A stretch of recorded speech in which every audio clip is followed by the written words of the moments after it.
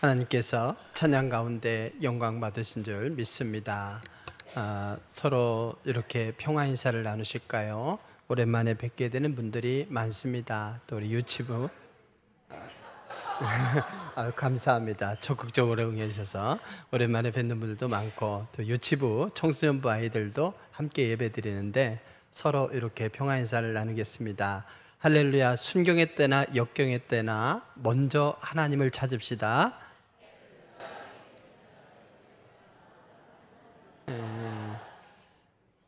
명절이지만 기쁘지만은 않은 경우들이 있지 않습니까? 그리스도인으로 산다고 하는데도 순경의 때도 있고 또 역경의 때도 있어요. 순경의 때야 당연히 감사하지만 내가 왜 이런 어려운 일이 있어야지 하며 당황스럽기도 합니다. 근데 여러분, 최근에 여러분에게 너무도 기쁘고 감사한 일이 있다면 무엇이 있습니까? 반대로 혹시 최근에 여러분이 정말 힘들고 고통스러운 일이 있다면 무엇이 있습니까? 여러분은 이 기쁘고 감사한 일과 힘들고 고통스러운 일, 이것 중에서 어느 쪽이 여러분의 믿음이 성숙하는 데 도움이 된다고 생각하십니까? 우문이에요. 사실은 우리가 순경의 때를 만나기도 하고 역경의 때도 만나는데 그것을 어떻게 대하느냐에 따라서 그 결과가 다르기 때문이죠. 기쁘고 감사한 일을 만나든지 힘들고 고통스러운 일을 만나든지 우리가 어떻게 대처하느냐에 따라서 그것이 여러분의 신앙 성숙에 도움이 되기도 하고 그냥 무의미하게 지나갈 수도 있는 겁니다. 기쁘고 감사한 일을 만나실 때 그걸 지혜롭게 대처하게 되면 은혜의 선순환이 될 거예요. 그 모든 것에 감사하고 감사하면서 더 큰 은혜를 누리게 되고, 힘들고 고통스러운 일을 만날 때 그걸 지혜롭게 대처하게 되면 전화위복이 될 것입니다. 하지만 반대로 기쁘고 감사한 일을 만났을 때 지혜롭게 대처하지 못하면 그로 인해 오히려 교만해지고 또 나태해지게 되어 있어요. 힘들고 고통스러운 일을 만날 때 지혜롭게 대처하지 못하면 원망거리가 되고 낙심이 됩니다. 그래서 은혜의 선순환이나 전화위복은커녕 고통스러운 결말을 맞게 되지요. 우리 믿음의 백성이라 할지라도 순경의 때와 역경의 때는 반복됩니다. 또 역경이 있어야 순경의 때가 정말 귀하다는 것도 알게 되고, 역경이 있어야 또 하나님이 얼마나 귀한지를 우리는 새로 깨닫게 됩니다. 그래서 하나님은 항상 기뻐하라, 쉬지 말고 기도하라, 범사에 감사하라 이러죠. 항상 쉬지 말고 범사, 이 얘기는 뭐겠습니까? 순경의 때뿐 아니라 역경의 때도 변함없는 태도로 감사하고 기뻐하고 기도하고, 이 세 가지를 놓치지 말라 하는 것이죠. 이렇게 우리를 둘러싼 환경과 상관없이 그것을 초월해서 지혜로운 태도로 승리했던 사람이 있습니다. 그게 누구냐? 아사라고 하는 사람이에요. 다윗 그리고 솔로몬에 이어서 솔로몬이 죽자 르호보암이 왕이 되었는데, 그때에 이스라엘이 북쪽 이스라엘과 남쪽 유다로 분리되게 되었어요. 두 나라로 분리되었어요. 10개 지파가 북쪽 이스라엘로 가버렸고 남쪽은 유다와 베냐민 지파만 남게 된 거죠. 그래서 남유다를 이루었습니다. 그 르호보암의 손자가 아사라고 하는 왕입니다. 그 아사가 어떤 태도를 보였는가? 오늘 말씀은 사실은 14장 1절부터 쭉 이어지는 말씀입니다. 14장 1절에 보면 그 아사가 왕이 되었다는 거죠. 아사가 왕이 되었더니 어떻게 되었습니까? 10년 동안 평안했대요. 10년 동안 평안했다. 그 평안은 그냥 주어진 것이 아니에요. 아사가 왕이 되자마자 하나님 앞에서 지혜로운 모습을 보여줬기 때문에 하나님께서 선물로 내려주신 평안함이었습니다. 그러면 아사가 왕위에 올랐다. 그러면 하고 싶은 일이 얼마나 많았겠습니까? 이것도 하고 저것도 하자. 막 해보고 싶은 일들이 있었겠죠. 그렇지만 아사가 왕이 되어서 최우선으로 삼고자 했던 것은 뭐냐? 14장 2절 이하에 보게 되면 선과 정의를 행하고 이방 제단과 또 산당을 없애고 주상을 깨뜨리고 아세라상을 찍었다고 했어요. 즉 뭐냐? 산당, 그 이방 제단과 산당이 있다는 얘기는 뭐냐면 비밀리에 몰래 우상을 섬긴 것이 아니라 공개적으로 섬겼다는 거죠. 북쪽 이스라엘도 아니고 남쪽 유다가 하나님의 마음에 드는 자 다윗, 하나님과 동행하는 자 다윗이 있던 그때의 신앙을 바로 세웠음에도 불구하고 어느 순간에 이렇게 사회 곳곳에 우상 숭배가 만연했던 거예요. 그리고 또 주상을 만들었다고 했죠. 주상은 쇠나 아니면 돌 이런 걸로 든든하게 만든 신상이에요. 또 아세라상은 나무로 만들었어. 그래서 그걸 깨뜨리고 또 남으니까 찍어버리고 이러면서 신앙 개혁을 과감하게 단행했다는 것이죠. 그랬더니 하나님께서 그걸 기쁘게 여기셨어요. 네가 왕위에 오르자 네가 하고 싶었던 일들이 참 많을진데 최우선으로 이렇게 너와 백성들이 하나님을 찾을 수 있도록 하나님을 만나는데 장애물이 되는 모든 걸 제거했으니 참 기쁘다 이러시면서 뭐라고 했느냐? 14장 5절 6절에 보면 그날에 평안함을 누리니라. 여호와께서 아사에게 평안을 주셨으므로 그 땅이 평안하여 여러 해 싸움이 없은지라. 1절로 돌아가서 그래서 10년 동안 평안해졌다 이런 얘기입니다. 여러분, 우리의 삶이 평안하기 원하십니까? 하나님을 찾아야 됩니다. 하나님을 찾고 만나는데 장애물이 되는 것을 제거할 때 하나님은 그걸 기쁘게 여기시고 우리의 삶을 평안으로 안내해 주시는 것이죠. 그래서 평안함을 누리게 되었을 때에 아사는 어떻게 했을까요? 평안의 때를 잘 관리해야 되는 것이죠. 그 평안의 이유가 뭔가 그걸 백성들에게 한 번 더 각인시켰습니다. 뭐라고 말했느냐?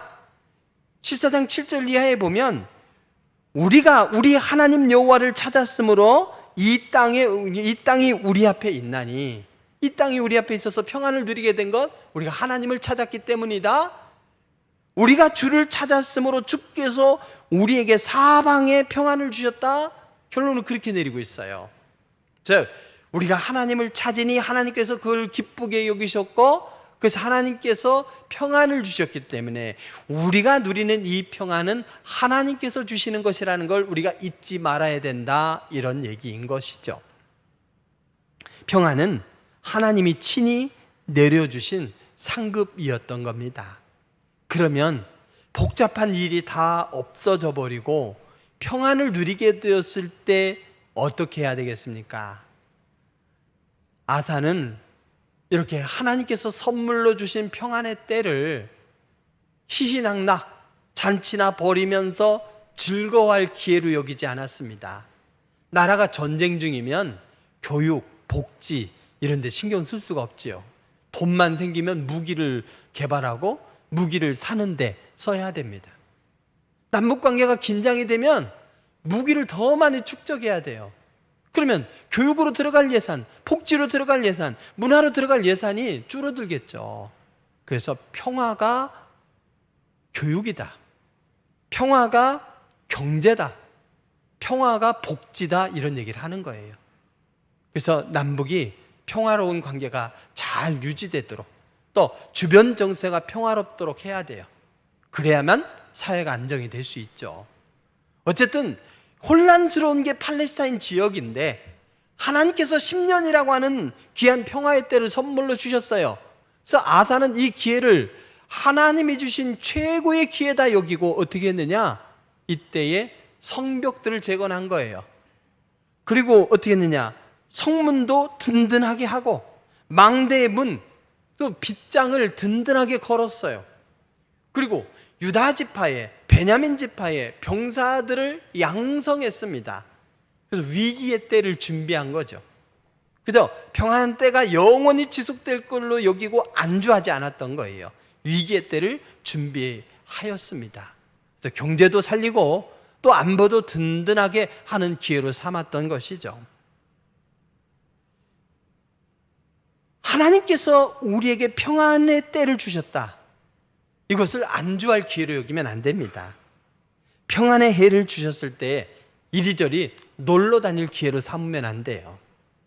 이런 봉사 합시다 그러면 뭐라고 말합니까? 아우, 저 바빠요. 복잡해요. 아우, 병이 좀 있어서 그 병이 좀 해결되면요. 경제적으로 좀 풀리면요. 여러 가지 이야기를 합니다. 그게 해결되었어요. 그 다음엔 어때요? 봉사합니까? 놀러 다녀요. 그러면 안 된다는 거죠. 평안의 때를 허락하신 하나님의 기대를 저버리면 안 돼요. 우리가 정말 어렵고 힘들 때에 봉사할 기회를 뒤로 미뤘다고 한다면, 평안의 기회가 주어졌으면 마음껏 이리저리 신경 쓰지 않고 하나님을 찾아 하나님께 영광을 돌릴 때다, 이렇게 여기실 때 하나님은 그에게 복의 복을 더하시는 거죠. 그래서 우리는 위기의 때뿐 아니라 평안의 때를 지혜롭게 잘 관리해야 됩니다.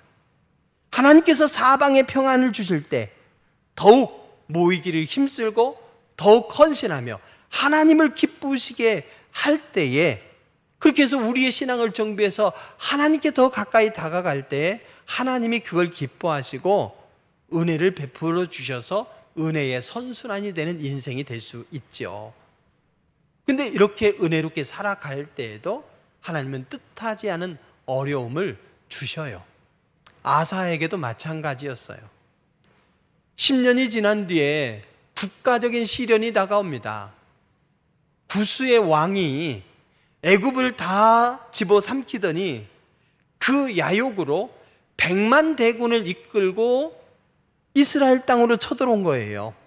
한순간에 위기에 직면하게 된 거예요. 100만 명의 군대라, 그 당시 상상할 수 없는 군대예요.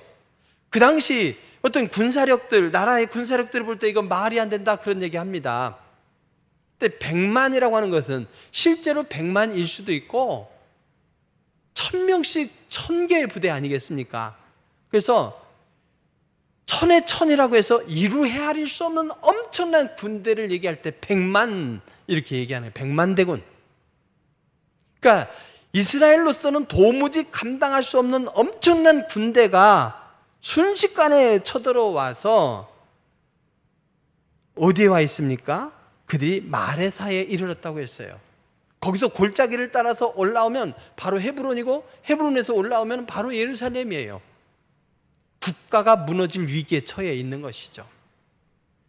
아사의 입장에서는 이해가 안 돼요. 하나님 앞에 지금 최선을 다해서 헌신했고, 하나님을 만나는데 장애물들을 다 제거했고, 하나님이신 기회를 따라서 하나님을 찾고 하나님을 의지하면서 영광을 올려드리면서 평안의 때를 잘 살고 있는데 어느 날 갑자기 이런 위기라니요. 이해가 안 될 수 있지 않습니까? 그러나 여러분, 평안의 때를 지혜롭게 잘 관리하는 사람은 위기의 때도 잘 관리할 수가 있어요. 그걸 통해서 오히려 전화위복의 기회로 삼을 수 있는 것이죠. 아사는 어떻게 했습니까? 아사는 분명히 이런 어려운 때를 대비해서 병사를 수십만을 양성했습니다. 성들마다 기가 막히게 잘 건축했어요.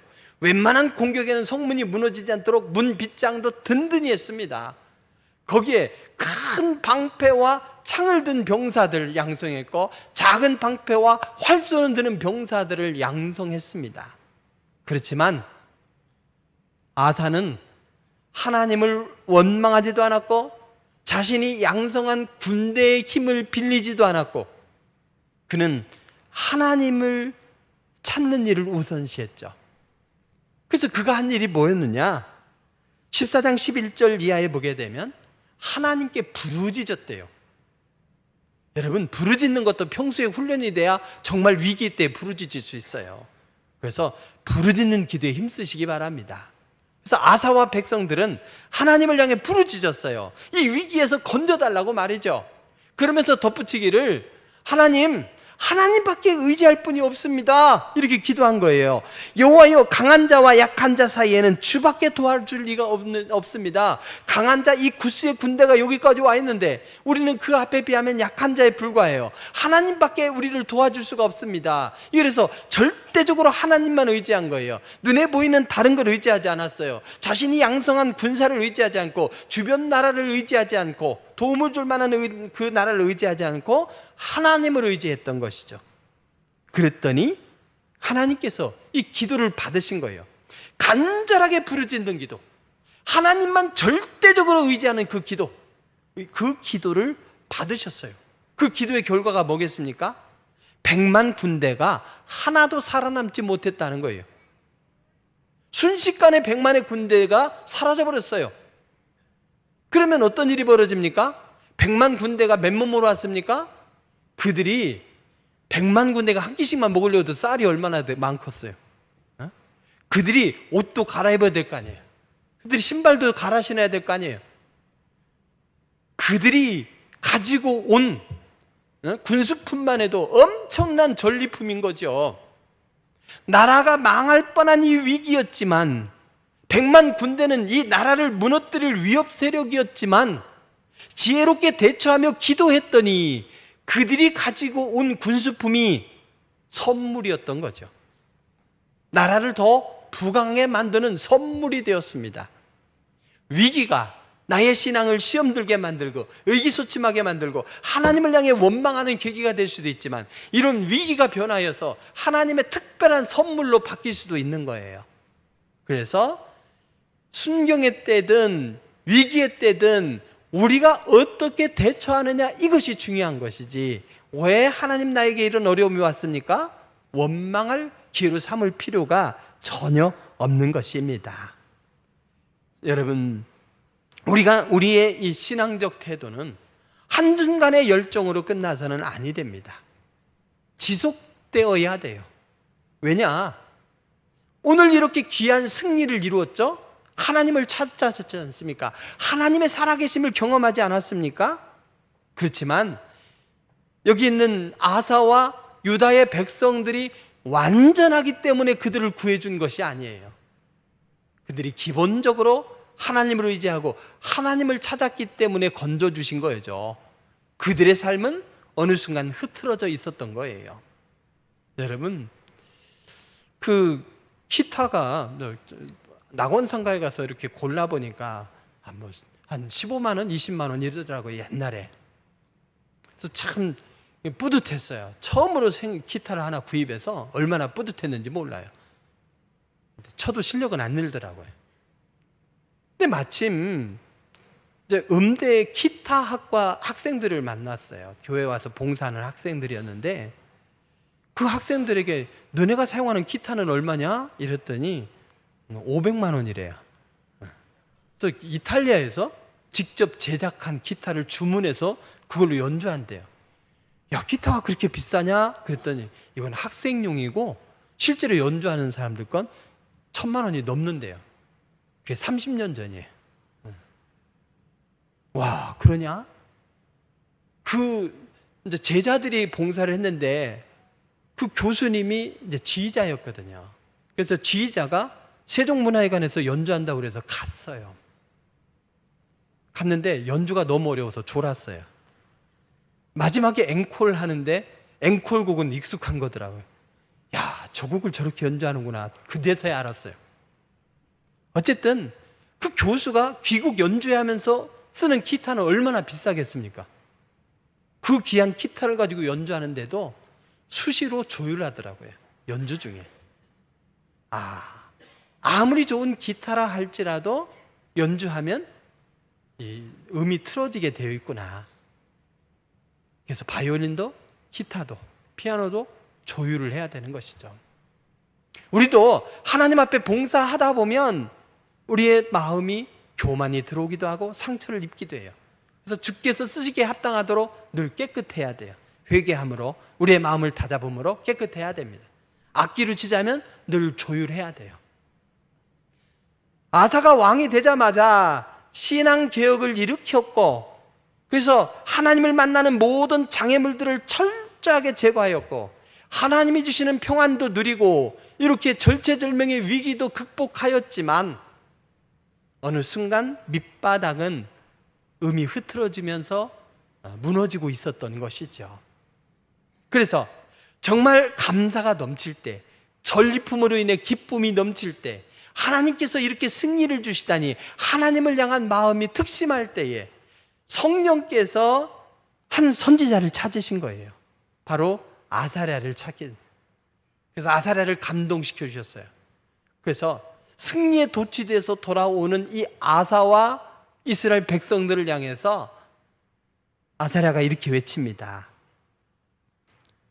아사와 및 유다와 베냐민의 무리들아, 내 말을 들으라.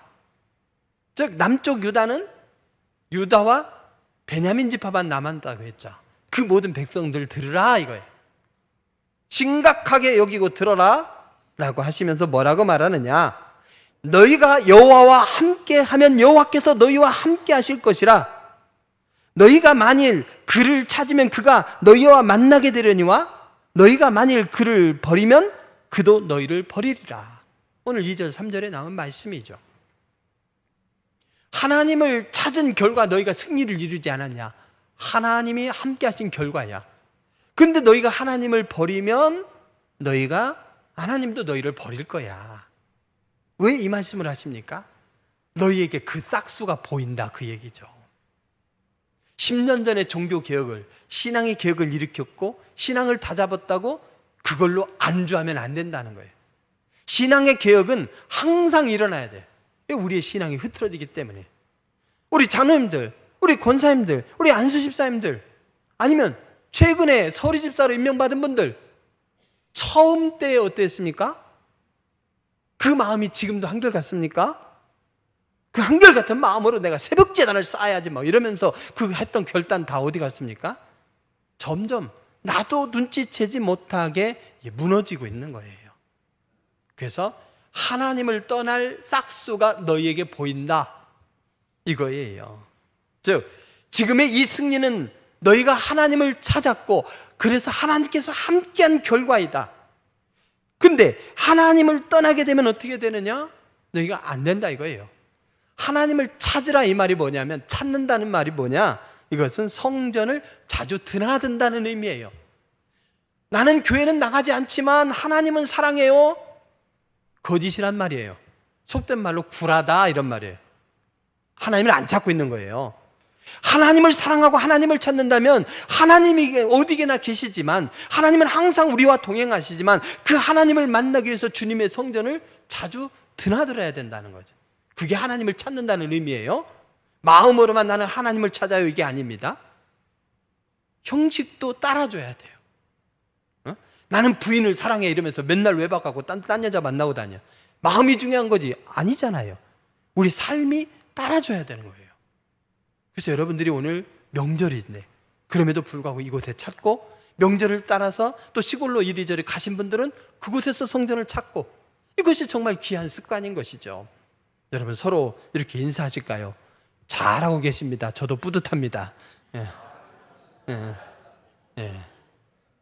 잘못하면 이게 잘한다 비웃는 게 돼요. 진심을 담아서 하셔야 돼요. 성전을 찾는 이 습관이 귀한 거예요. 그러면서 하나님을 찾아야 되죠. 그래서 하나님을 찾으면 내가 만나주고 오늘의 이 승리를 지속하게 해주겠다는 거예요. 그러면서 아사랴는 한 예를 들어요. 북이스라엘 10지파와 더불어서 우리는 딴 길 가려는다 하면서 떠났던 그들을 예로 듭니다. 그들의 상태가 뭐였느냐? 오늘 이렇게 말씀하죠. 3절에서 6절에 보니까 이스라엘에는 참 신이 없고 가르치는 제사장도 없고 율법도 없은 지가 오래되었으니, 없고 없는 거예요. 신도 없어. 즉 하나님을 제대로 찾지 않은 거죠. 하나님 앞에 제사장이 없으니 예배도 못 드린 거죠. 율법이 없으니 하나님께서 기뻐하시는 삶은커녕 자기 마음대로 사는 거예요. 그러면 편합니까? 교회에 매여 있지 않고 하나님께 매여 있지 않고 내 편하게 사는 거 좋습니까? 아니에요. 그랬더니 어떤 삶이냐? 모든 주민이 크게 요란하여 사람의 출입이 평안하지 못하며 이 나라와 저 나라가 서로 치고 이 성읍이 저 성읍과 또한 그리하여 피차 상한 바 되었나니 이는 하나님이 여러 가지 고난으로 요란하게 하였습니다. 하나님도 잊어버리고 내 마음대로 사는 것이 편한 줄 알았더니 요란한 거예요, 삶이. 그래도 그들이 없고 없는 중에 하나님을 찾으니까 하나님께서 그들을 만나주시고 문제를 해결해 주셨더라는 거예요. 이 경고를 왜 주십니까? 너희가 지금은 하나님을 찾는다고 하지만 하나님을 찾지 아니할 지금 그 싹수가 보여. 그러면 너희가 하나님을 떠나고 매맞고 하나님을 찾아서 하나님의 은혜를 누릴래? 그 전에 예방할래? 어떤 길을 가시겠습니까?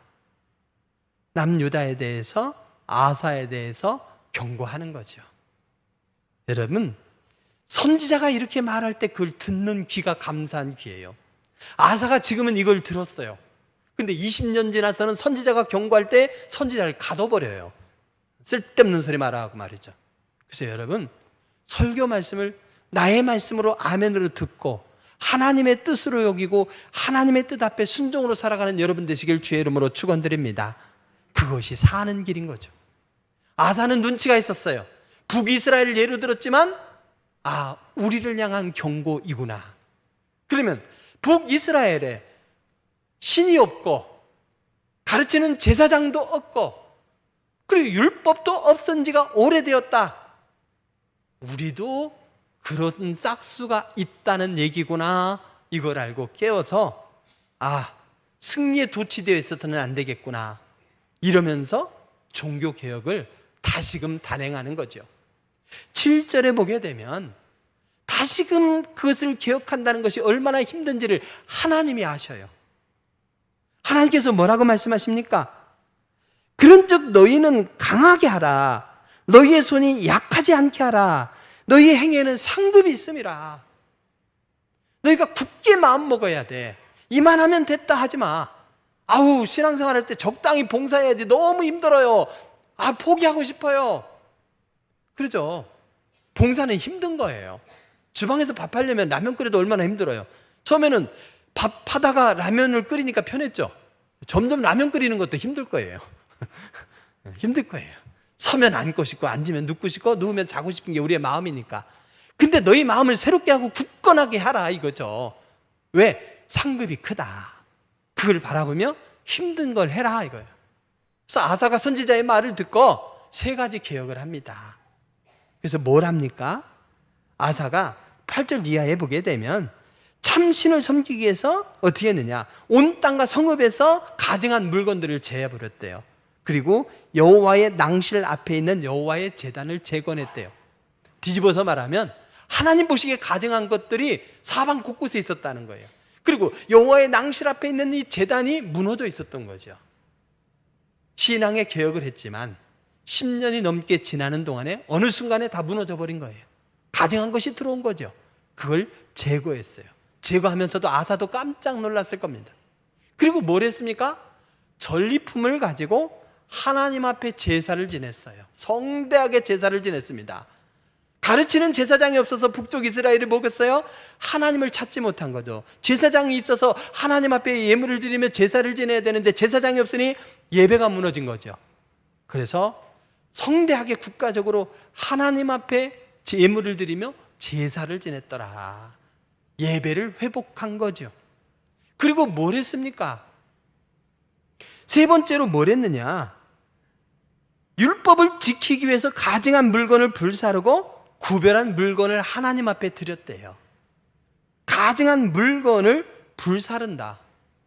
특별히 오늘 말씀에 보면 아사 왕의 어머니가 아세라상을 섬기고 있었어요. 세상에 다른 사람도 아니라 신앙의 개혁을 2번이나 이렇게 일으켜야 되는 지금 그의 어머니가 아세라상을 섬기고 있어요. 진정한 리더는 가족의 잘못을 갖가지 방법으로 비호하지 않고 오히려 더 단호하게 엄격하게 처리해야 합니다. 아사 왕, 그에게 있어서 가장 큰 장애가 뭐냐? 어머니의 일이에요. 왕이든 대통령이든 뭐든 가족의 일이 깨끗해야 되는 거죠. 그래서 아사 왕은 이 왕의 개혁을 일으키는 것, 어머니가 아사랴상을 섬기는 것을 대충 넘기지 않았어요. 태후의 자리를 박탈해버리고 아세라상은 과감하게 그것을 깨뜨려서 그냥 쪼개서 기드론 시내가에서 불태워버렸습니다. 가족의 일에 더 엄격했던 것이죠.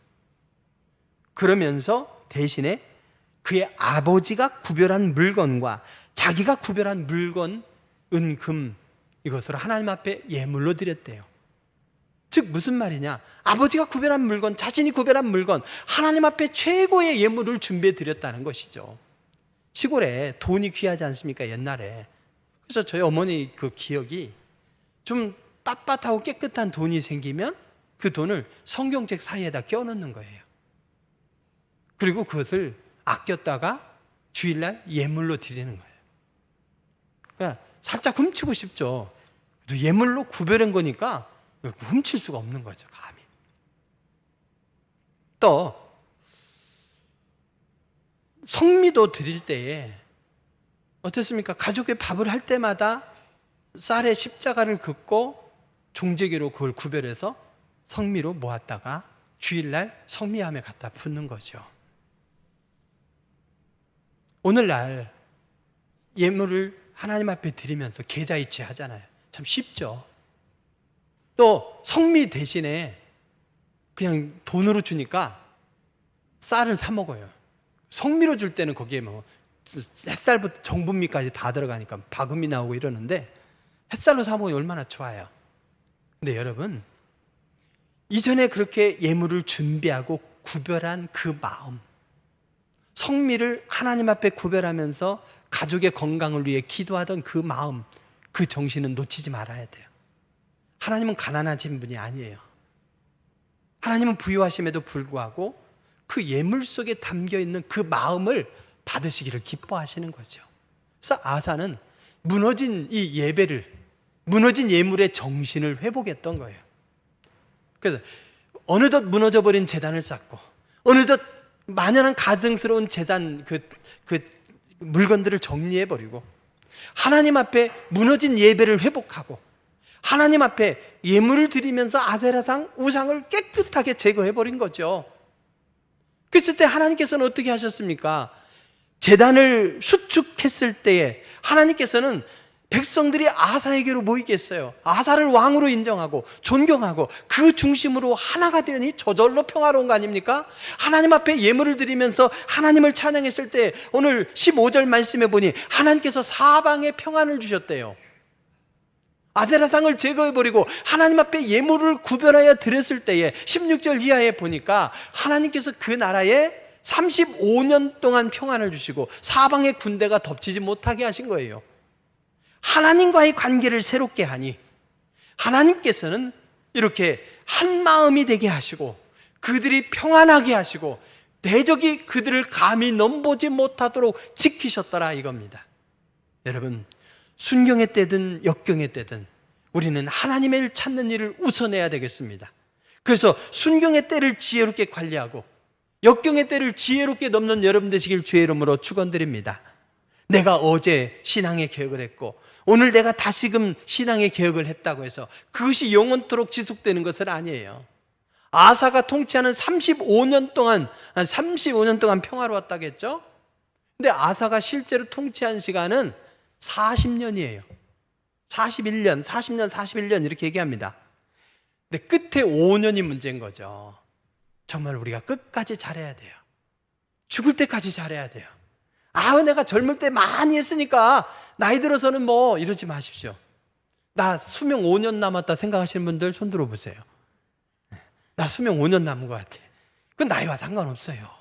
사실은 아사가 마지막 5년을 잘했어야 되는 거예요.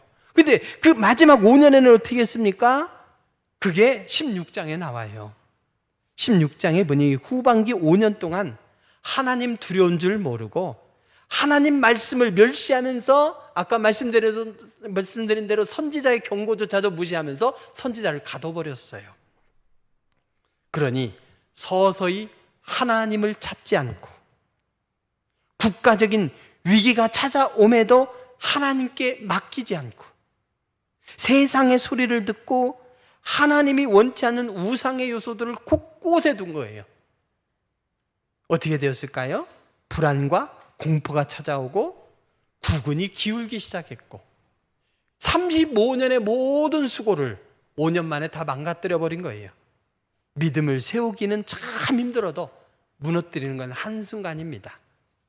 우리가 아무리 신앙이 좋고 믿음을 지켜왔더라도 우리의 신앙이 무너지는 것은 한순간이라는 이 경각심을 가지고 하나님과의 관계를 새롭게 했던 아사왕의 초기, 그리고 자기도 모르게 무너졌던 아사와 그 백성들의 신앙을 선지자의 권고를 따라서 다시금 개혁했던 제2의 신앙개혁운동, 이것이 제3, 제4로 생명 다하는 순간까지 계속되길 바랍니다.